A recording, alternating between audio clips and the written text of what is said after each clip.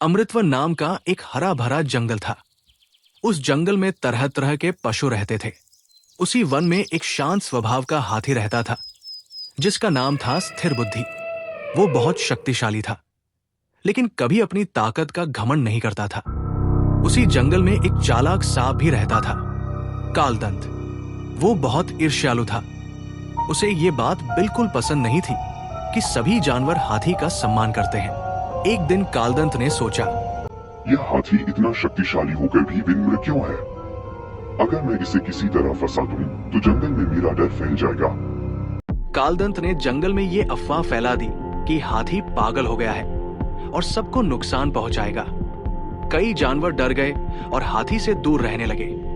स्थिर बुद्धि को जब ये बात पता चली तो वो दुखी हुआ, लेकिन क्रोधित नहीं हुआ।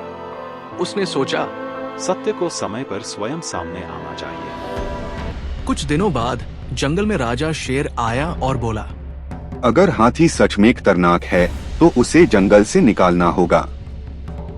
कालदंत को लगा उसकी चाल सफल हो गई है। तभी स्थिर बुद्धि आगे आया और बोला, महाराज, मुझे 3 दिन दीजिए। अगर मैं दोषी साबित हुआ तो स्वयं जंगल छोड़ दूंगा।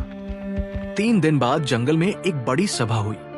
स्थिर बुद्धि ने सभी जानवरों को बुलाया और कालदंत को भी। उसने शांत स्वर में कहा, जिसने यह अफवाह फैलाई है वह यही मौजूद है। कालदंत घबरा गया। तभी एक तोते ने कहा, मैंने कालदंत को यह बात एक फैलाते सुना था। सभी जानवर समझ गए कि साजिश रची गई थी। शेर ने कालदंत को जंगल से निकाल दिया।